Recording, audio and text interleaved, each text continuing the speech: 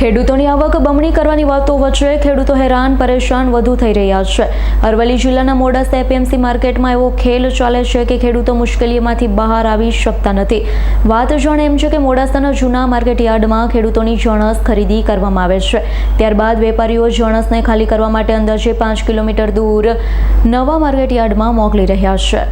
મોડાસાના જૂના માર્કેટ યાર્ડમાં ખેડૂતોની જણસ ખરીદી કરવામાં આવે છે, ત્યારબાદ વેપારીઓ જણસને ખાલી કરવા માટે અંદાજે 5 કિલોમીટર દૂર બચકોટ ખાતે આવેલા નવા માર્કેટ યાર્ડમાં મોકલી રહ્યા છે। કેટલાક ખેડૂતો સવારના 4 કલાકના મકાઈ વેચવા માટે આવ્યા। 9 વાગ્યાના અરસામાં ખેડૂતોની મકાઈ ખરીદી કરવામાં આવી, ત્યારબાદ તેમની મકાઈ ખાલી કરવા માટે નવા માર્કેટ યાર્ડ ખાતે મોકલી દેવાય છે। ખેડૂતોને હાલાકીઓનો સામનો કરવો પડી રહ્યો છે।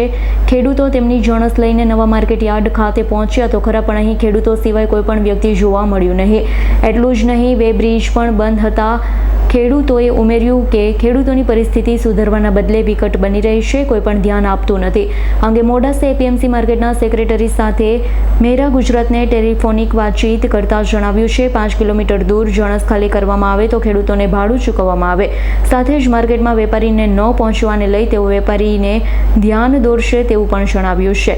અરવલ્લીના મોડાસા ખાતે આવેલા એપીએમસી માર્કેટ સતત ચર્ચામાં રહે છે। હોળીના સમય ભાવ નહીં મળવો અને હવે ખેડૂતોને જણસ ખાલી કરવા 5 કિલોમીટર સુધી લાંબા કરવામાં આવી રહ્યા છે। માર્કેટનો વેપારી પણ કોઈ કંટ્રોલ ન હોવાથી આવી પરિસ્થિતિનું નિર્માણ થઈ રહ્યું હોય તેવું સ્પષ્ટપણે લાગી રહ્યું છે।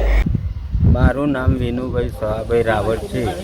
ગામ દોલપુરથી હું રાતના 4 વાગ્યાનો માર્કેટ યાર્ડમાં આવેલો, હેરાજી થતો તોથી હેરાજી કરી અને અહીં નવી માર્કેટમાં મોકલ્યા। તે અહીંથી લગભગ 5-6 કિલોમીટર દૂર પડે અને ટ્રેક્ટરમાં મારે ડીઝલ ઓછું જ હતું, 4 થી 5 લીટર, અને હવે વળતું એક તો ડીઝલ પૂરું થાય એવું લાગે હતું। એ ચેક આલે, રોકડા પૈસા નહીં આલે તો ખેડૂતની પરિસ્થિતિ હું। ચલો હા, મારું નામ હિંમતસિંહ પરમાર। હું આજે માર્કેટ યાર્ડમાં મકાઈનું ટ્રેક્ટર ભરીને આવેલો છું।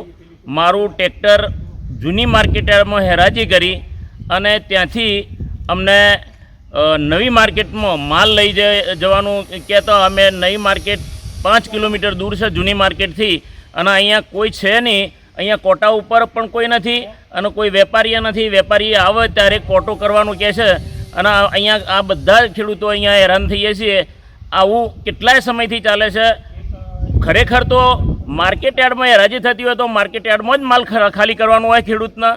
આટલા બધા 5 કિલોમીટર એમનું જો ગોડાઉન હોય ત્યાં લઈ જવાનું ના હોય અને ખોટી રીતે ખેડૂતોને હેરાન કરવામાં આવે છે। મારું નામ ખાટ કાનાભાઈ રામાભાઈ, ગામ સણગાલ, તાલુકો મેઘરજ, જિલ્લા અરવલ્લી।